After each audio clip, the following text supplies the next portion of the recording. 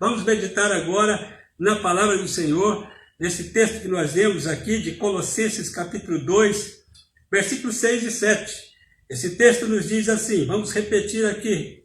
Ora, como recebestes Cristo Jesus, o Senhor, assim andai nele radicados e edificados e confirmados na fé, tal como fostes instruídos, crescendo em ações de graças.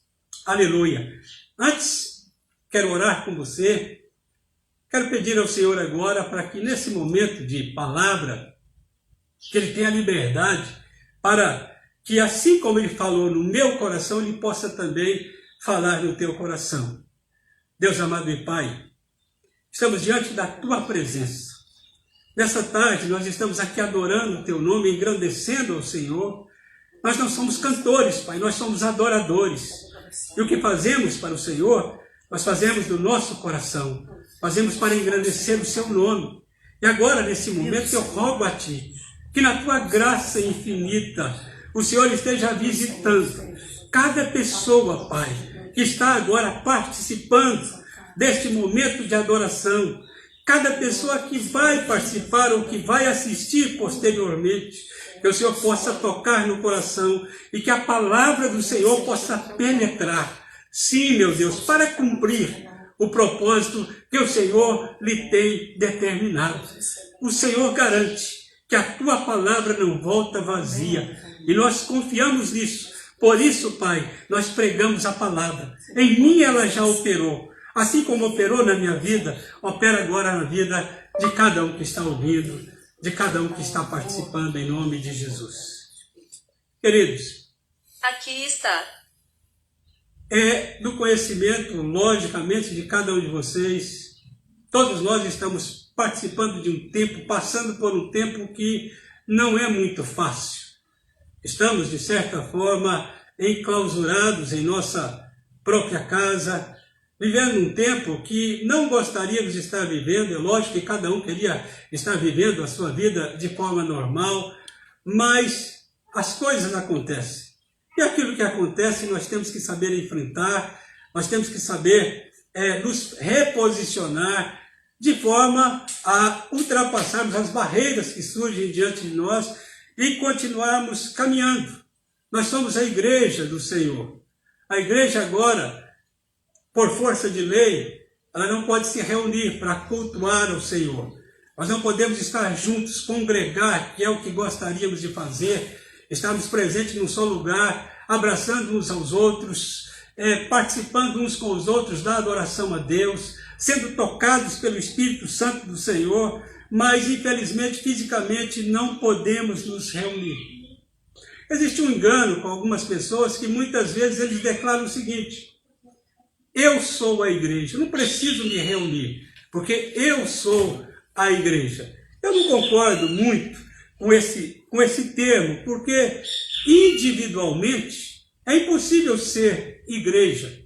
A palavra igreja, ela vem do termo grego eclésia, que quer dizer chamados, eclésia fora, são chamados para fora, quer dizer, chamados para fora do sistema do mundo. Até aí, tudo bem, nós fomos chamados para fora. Nós recebemos Jesus. Nós participamos agora, estamos vivendo na dimensão do Evangelho de Jesus Cristo. Mas, quando nós ajuntamos essas duas palavras gregas, epi e eclésia, formando a palavra eclésia, ela adquire um significado diferente. Isso lá acontece também no nosso português. Por exemplo, guarda é uma palavra que a gente conhece. Chuva também é outra, mas se ajuntarmos, nós formamos a palavra guarda-chuva, que tem um significado totalmente diferente das duas palavras. Então, quando nós ajuntamos aí eclésia, formando esta palavra, nós estamos referindo à palavra do Senhor. O Novo Testamento se refere a uma assembleia pública, a uma assembleia, pessoas se reunindo. Então, nesse contexto aí do Novo Testamento, é impossível ser igreja de forma individual. Eu só posso ser igreja quando eu me reúno com outras pessoas. A igreja Nós temos a definição na Bíblia Sagrada que ela é o corpo de Cristo. Corpo não se forma com um só membro. Lá em Efésios, capítulo 1, a partir do versículo 20, a palavra diz que Deus exerceu o seu poder em Cristo, ressuscitando dentre os mortos, fazendo-o assentar à sua direita nos lugares celestiais. E para ser o Senhor sobre todas as coisas, lhe deu domínio sobre principados, sobre potestades, e para ser o Senhor absoluto de tudo, Deus lhe deu a igreja, e a palavra diz, a qual é o seu corpo, a plenitude daquele que a tudo enche em todas as coisas. A igreja é o corpo de Cristo. O corpo de Cristo é formado por membros, por pessoas. Então, se formos entender na profundidade do termo, não tem como sermos igrejas individualmente. Somos igrejas quando nos reunimos. Aqui nós temos uma definição de uma igreja. Aqui nós formamos uma igreja, porque Jesus ele disse o seguinte, que onde estivessem 2 ou 3 reunidos no seu nome, ele estaria no meio. Então, a partir de 2 pessoas, somos igreja. Aqui nós somos uma igreja. Sou eu, minha esposa, nós temos aqui também o Tayan, que está operando aqui essa transmissão. Aqui nós formamos uma igreja. E eu quero muito que você participe da igreja de Jesus. Apesar de não sermos igreja individualmente, nós temos características de igreja de forma individual. Porque a cada um de nós foi concedido a graça de sermos um templo de adoração a Deus. Pedro ele definiu isso dizendo o seguinte, na sua primeira carta, capítulo 2, versículo 5, Pedro diz assim, também vós mesmos, como pedras que vivem, sois edificados casa espiritual, para serdes sacerdócio santo, a fim de oferecerdes sacrifícios espirituais agradáveis a Deus por intermédio de Jesus Cristo. Então, apesar de não sermos igrejas, nós temos aí características de igreja. O que nos liga de fato à igreja? O que nos faz pertencer a uma igreja? Olha, o que me liga à igreja é o fato de eu estar em Cristo. Para pertencer à igreja, é preciso estar em Cristo, é preciso permanecer em Cristo. Então nós podemos provar se somos parte da igreja ou não. E como podemos fazer isso? A palavra diz o seguinte, aquele que diz que permanece nele, olha bem, esse deve andar como ele andou. E aqui nós temos o primeiro versículo do nosso texto, porque o nosso texto diz o seguinte, ora, como recebestes Cristo Jesus o Senhor, assim andai nele. Então, se você está em Cristo, com a sua vida em Cristo, permanecendo em Cristo, ligado a Cristo, você faz parte da igreja gloriosa do Senhor, a qual ele trouxe uma promessa incrível, dizendo o seguinte, que as portas do inferno não prevaleceriam contra essa igreja. Agora, o curioso, e às vezes triste, é que muita gente, muitas pessoas dizem que são de Cristo, dizem que são da igreja, mas nem ao menos conhecem Jesus, nem ao menos conhecem o Senhor. Como é que nós podemos provar que nós conhecemos ao Senhor? É tudo Bíblia, a palavra de Deus diz assim, 1 João capítulo 2, versículo 3 e 4. Ora, nós sabemos que o temos conhecido por isso, se guardamos os seus mandamentos. E ainda diz assim, aquele que diz eu o conheço e não guarda os seus mandamentos é mentiroso e nele não está a verdade. Conhecer, de ouvir falar é uma coisa, conhecer de fato por viver e andar nele, nos dá autoridade de sermos e de pertencermos à igreja do Senhor. Queridos, aquele que pertence, que permanece em Cristo, alguns milagres acontecem em sua vida. O primeiro milagre que acontece na vida daquele que é do Senhor, que permanece em Cristo, é ser cheio do amor de Deus, é ter o amor de Deus operando na sua vida. A palavra diz assim, aquele entretanto que guarda a sua palavra e nele permanece, verdadeiramente tem sido nele aperfeiçoado o amor de Deus. A ação desse amor de Deus, ela está naquele que pratica a palavra. Então, se você está em Cristo, pertence a Cristo, algo diferente vai acontecer no seu coração. Algumas vontades vão acontecer dentro de você, que não são propriamente a sua vontade, mas Deus operando dentro de você através do Espírito Santo que habita na sua vida. Deus vai te levar a realizar obras, a fazer obras de amor, a se compadecer das pessoas, a ser uma pessoa nova, uma pessoa diferente. É o amor, é bênção, é milagre da palavra do Senhor na nossa vida. Agora, tem uma outra coisa que muitos crentes buscam e que acontece, é um milagre de Deus também na vida daquele que permanece em Cristo. O segundo milagre é o seguinte: a palavra diz, Evangelho de João, capítulo 14, versículo 21, aquele que tem os meus mandamentos e os guarda, esse é o que me ama, diz a palavra, e aquele que me ama será amado por meu Pai. E o Senhor diz, eu também o amarei e me manifestarei a ele. A grande e a maior bênção de permanecer em Cristo é porque nós, ainda nessa terra, mesmo com todos estes acontecimentos, mesmo com todas as circunstâncias, às vezes adversas, Deus se manifesta na vida daquele que o serve. Deus se manifesta na vida daquele que é verdadeiramente crente. Deus se manifesta na vida daquele que tem esta convicção que está em Cristo e que anda em Cristo. Talvez você possa dizer assim, eu nunca tive uma experiência com Deus. Pratique a palavra, ande na palavra, tema o Senhor, e você vai ver que Deus vai te visitar, a glória do Senhor vai visitar você, a graça de Deus vai ser tão abundante que você vai começar a ouvir a voz do Espírito Santo, você vai começar a ter a manifestação literal do Senhor na sua vida. Às vezes os crentes dos últimos dias têm se tornado um pouco céticos, incrédulos, crentes que não creem mais na operação sobrenatural de Deus. Queridos, Deus está presente nesse mundo, Deus ainda opera neste século, Deus ainda opera na nossa vida. Eu posso dizer isso para você com conhecimento de causa. Eu me lembro certa vez que eu vi, não foi outro, não foi experiência de outro, mas estando orando numa vigília, no segundo dia de jejum, quando olhei para cima, estava dentro de uma casa, e eu não vi o telhado da casa, era uma casa de telhas francesas. Na época nós estávamos numa chácara, e nessa vigília, quando eu olhei, eu não vi telhas, eu vi o céu, eu vi o azul do céu, eu vi estrelas, de repente eu vi um ponto brilhante no céu, que veio se aproximando, e quando chegou mais perto, eu vi, olha, até parece aqui, olha, isso é uma experiência minha, não é sua. Aconteceu comigo. Se você crê ou se você não crê, isso pouco interfere.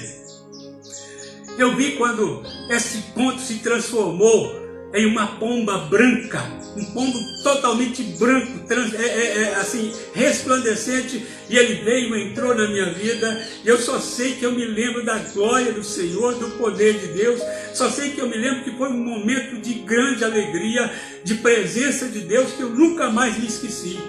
Se você pratica o Evangelho, se você anda com Cristo, saiba de uma coisa, se Deus não se manifestou, Ele vai se manifestar na sua vida. Ele vai provar para você que Ele é Deus e que Ele é o Senhor e que Ele ainda está presente e opera milagres nesta terra. Aleluia! Olha, eu quero fazer uma aplicação desse texto hoje, porque esse texto nos chama por uma reflexão um pouco mais profunda. E eu quero chamar você por orientação desta palavra, chamar você a se aprofundar em Cristo, a mergulhar um pouco mais em Cristo. Chega de viver uma fé superficial, chega de viver um evangelho que não opera, que não transforma. Esta palavra aqui nos chama para nos aprofundarmos no Senhor, para conhecermos melhor ao Senhor, para entrarmos realmente na intimidade de Deus. Deus tem te chamado para isto, para que Ele possa te revelar segredos, mistérios que estão nele, para que Ele possa edificar a sua alma. O Senhor tem te chamado para que você se aprofunde um pouco mais. E nesta tarde eu te convido a meditar nisso. É possível aprofundar-se mais em Cristo. É possível conhecer melhor o Senhor. A palavra diz que nós devemos conhecer e devemos prosseguir em conhecer ao Senhor. Então, o texto que nós lemos aqui, ele nos fala de 3 orientações para que nós possamos ter uma comunhão um tanto mais íntima com o Senhor.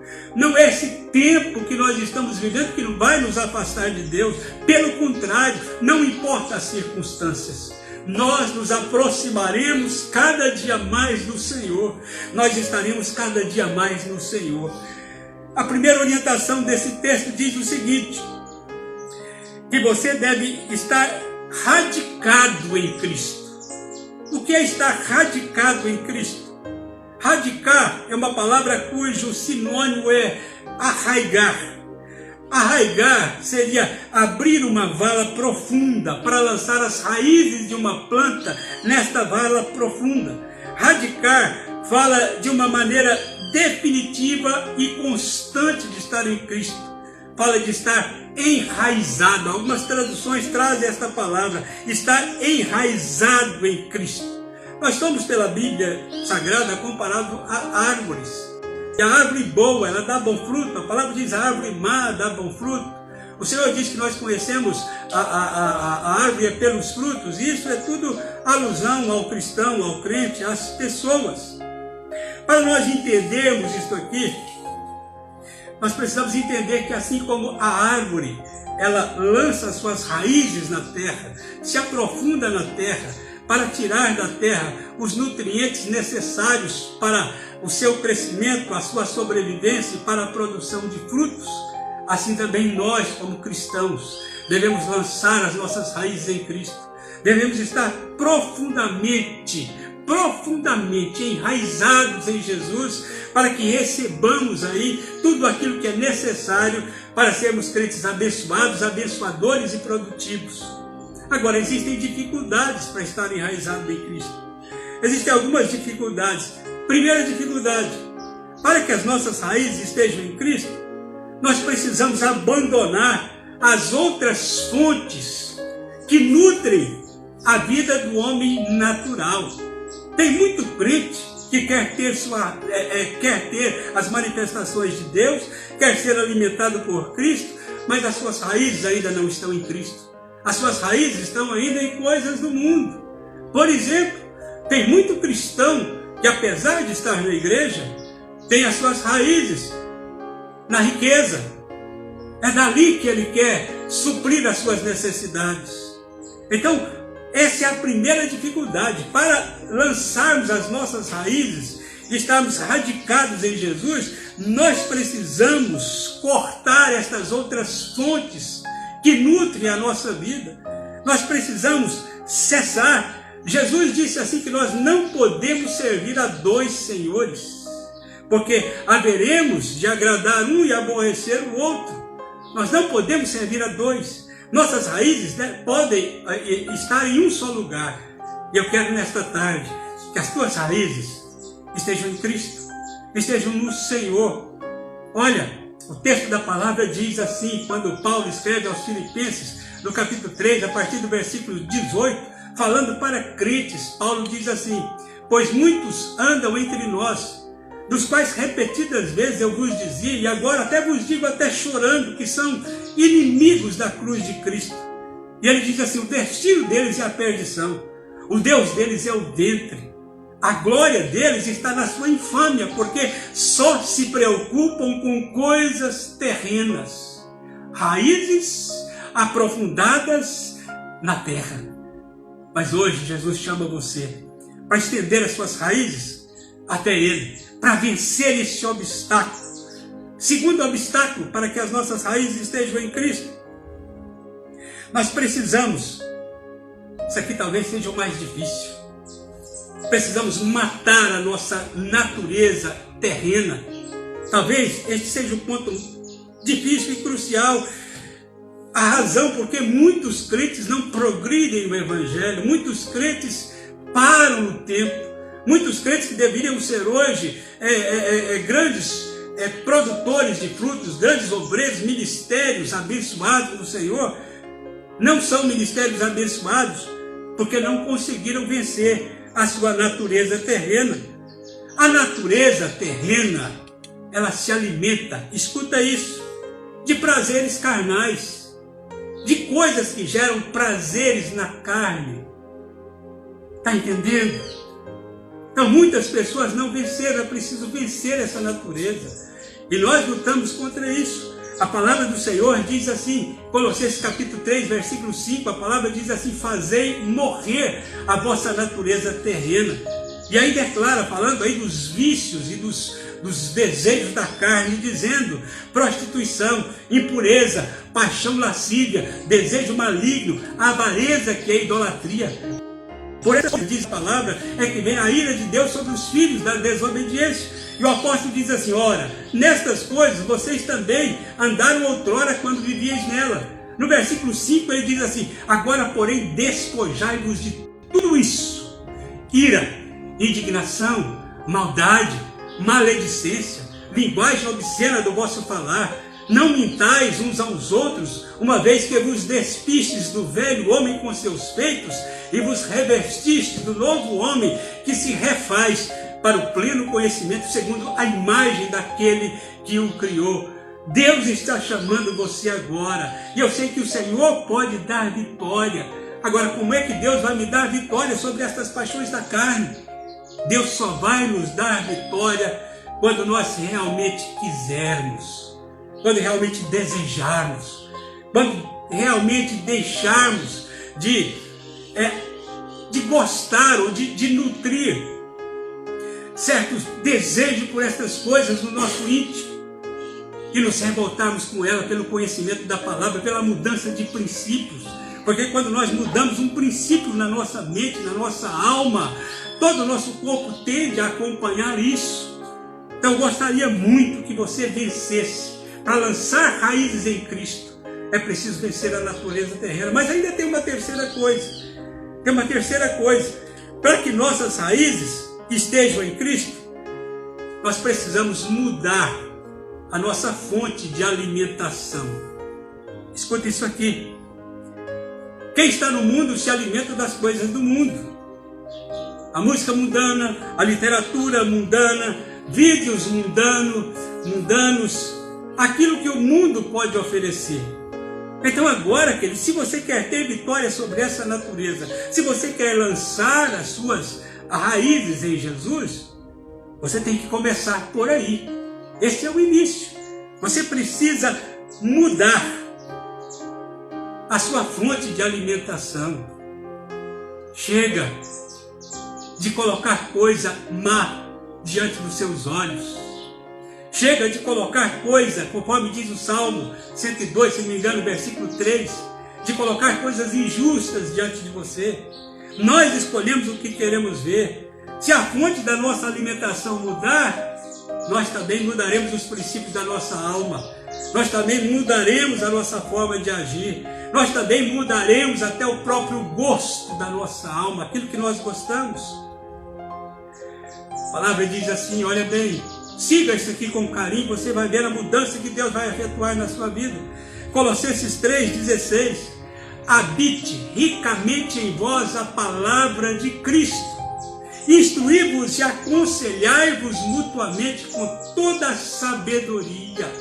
A palavra diz, louvando a Deus com salmos, hinos e cânticos espirituais em vosso coração. Agora eu te pergunto, você está disposto a isso? Você quer essa mudança na sua vida? Hoje a palavra é para que você se aprofunde mais em Cristo. Como eu gostaria de ver toda a igreja realmente radicada, enraizada em Jesus. Como eu gostaria de ver toda a igreja edificada em Cristo. Que é aqui o segundo item, a segunda meditação que esse texto nos fornece.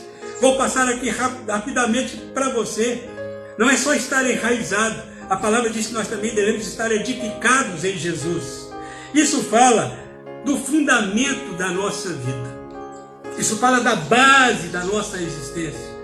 Tem um texto bíblico que ele diz assim, assim vocês já não são estrangeiros, não são peregrinos sobre a terra, mas sois concidadãos dos santos e sois da família de Deus. E a palavra diz assim, edificado sobre o fundamento dos apóstolos e profetas, sendo ele mesmo, Cristo Jesus, a pedra angular. Agora você precisa mudar a base da sua vida. A base da sua vida não é a sua sabedoria. A base da sua vida não é aquilo que você possui. A base da sua vida não é o fato de você ter poder, ter fama, ter força. A base da vida de um homem se chama Jesus Cristo. Paulo, escrevendo aos Coríntios, no capítulo 3, versículo 11, ele diz assim que ninguém pode lançar outro fundamento além daquele que foi posto, o qual é Jesus Cristo. A base da minha vida é Jesus. Eu quero estar edificado em Jesus. Isso fala, querido, estar edificado em Jesus fala de ministério, fala de serviço a Deus. Olha bem, Efésios capítulo 2, versículo 21 e 22, no qual, ou seja, em Jesus, todo edifício bem ajustado, ele cresce para santuário dedicado ao servo de Deus. E eu dedico a minha vida a Jesus. Eu sei que eu estou edificado em Cristo. E como eu gostaria de ver você, como crente, edificado no Senhor, tendo como base da sua vida Jesus Cristo. E para encerrar, a palavra diz assim que nós devemos estar confirmados na fé, crescendo em ações de graça. A fé todos sabem. A fé é certeza. A definição bíblica de fé, certeza de coisas que se esperam e convicção de fatos que não podemos ver, de fatos que não se veem. As bênçãos do Evangelho, elas estão condicionadas a uma vida de fé. Tudo aquilo que é promessa de Deus, que está na Bíblia Sagrada, eu só posso receber condicionado à fé. Tudo é condição. A Bíblia promete que o Senhor diz que se nós impusermos as mãos sobre os enfermos, eles ficarão curados. Sim, mas esta bênção só pode ser adquirida através da fé. Nós temos uma promessa do Senhor e, logicamente, vai se cumprir na eternidade. Ali não haverá mais dor, ali não haverá mais mortes, mas só na eternidade, onde todos serão perfeitos. E essa palavra literalmente vai se cumprir, porque Jesus levou realmente as nossas dores, as nossas doenças, as nossas enfermidades. Mas eu só posso alcançar essa bênção agora nessa vida se eu tiver fé. E eu vivo por fé. Eu vivo por fé. Eu vivo por fé. E quero continuar vivendo na fé. Enquanto eu estiver na fé, eu sei que Deus está me contando entre os seus. A palavra adverte dizendo: tende cuidado, irmãos, para que jamais aconteça haver em qualquer um de vós perverso coração de incredulidade que vos afaste do Deus vivo. A palavra diz assim: pelo contrário, exortai-vos mutuamente durante o tempo que se chama hoje. É o que estamos fazendo aqui, durante o tempo que se chama hoje, a fim de que nenhum de vós seja endurecido pelo engano do pecado. Porque a palavra declara: nos temos tornado participantes de Cristo, se guardarmos firmes até o fim a confiança que desde o princípio tivemos. Eu vivo por fé. O justo viverá por fé. Agora olha para a nossa sociedade. O coronavírus está aí. As pessoas estão com medo. As pessoas estão fugindo. As pessoas agora não se abraçam mais, não se tocam mais. Não quero aqui contrariar ninguém. A lei é para ser seguida. E se temos orientações, nós como cristãos, nós devemos obedecer às orientações que nos são dadas. Mas, queridos, pela minha fé, eu sei que a minha vida não está condicionada às circunstâncias que nós estamos vivendo. A minha vida está em Deus, está condicionada à vontade do Senhor. Se o Senhor quiser, e se o projeto de Deus tivesse cumprido na minha vida, Deus pode até me levar. Mas se o projeto dele não se cumpriu, nada vai me arrancar dessa terra, coisa nenhuma. Muitas vezes, Deus não nos livra daquilo que está acontecendo. Muitas vezes nós passamos por aquilo, como os 3 jovens passaram pela fornalha de fogo, lá no livro de Daniel, como aqueles 3 passaram pela fornalha, mas lá Deus nos livrou. Não importa se isso vai acontecer comigo, eu sei de uma coisa: enquanto eu estiver na mão do Senhor, quem me guarda é Deus. Eu confio nele, e é assim que você deve viver. Não tema, não tenha medo, o seu Senhor está no céu. Hoje a palavra para você é: aprofunde-se mais em Jesus. Aprofunde-se mais no conhecimento de Deus. Aprofunde-se mais na adoração a Deus. Esteja realmente radicado em Cristo, edificado em Cristo, confirmado na fé. Esse é o desejo do meu coração, para que o Senhor possa se manifestar na sua vida. Amém? Quero orar com você, aqui encerrando esse momento de palavra, de adoração, de orientação. Quero orar com você. Depois estarei passando aqui, antes de encerrarmos, as orientações para a ceia de domingo. Domingo é o dia da nossa ceia e nós não vamos ficar sem a ceia. Nós vamos, em nome de Jesus, celebrar uma ceia abençoada para a glória do nome de Jesus. Se você está na tua casa e pode, feche os teus olhos. Deus amado e Pai, estamos em tua presença. Somos teus filhos. Existimos para a glória do teu nome. Sabemos que a nossa vida, Pai, não está condicionada às circunstâncias do que está acontecendo ao nosso redor, porque a nossa vida está nas tuas mãos. E quem, Pai, domina sobre a nossa vida é o Senhor, porque a Ti nós entregamos. Eu quero nessa tarde que o Senhor visite cada vida, cada pessoa que está participando, cada um que está ouvindo esta palavra. Estenda agora a tua mão, Pai, de forma a tocar nestas vidas, para fortalecê-los, para lhes dar mais convicção acerca da realidade da tua palavra, acerca da realidade da sua presença, acerca da realidade do Evangelho, Pai, que opera na nossa vida. Estende a tua mão nesse momento, em nome de Jesus. Esteja com os teus filhos fortalecendo, que o teu Espírito, Pai, possa ter liberdade para falar na alma e no coração de cada um dos teus filhos, para que todos eles sejam, meu Deus, radicados em teu Filho Jesus, edificados em Jesus e confirmados em fé em Cristo e vivendo, Pai, em ações de graças. É isso que eu te peço, o fortalecimento do teu povo. Tira o medo do coração, tira o temor, Pai. Aquele que anda no Senhor, aquele que teme ao Senhor, diz a palavra, ele não vive em maus agouros. Não importa o que está acontecendo, o Senhor é o Deus que está sobre nós. A tua palavra diz que o teu anjo acampa ao nosso redor e o Senhor vai sempre nos guardar, e dentro do teu propósito nós estamos seguros. Eu oro pedindo a tua bênção sobre cada um, em o nome de Jesus. Amém.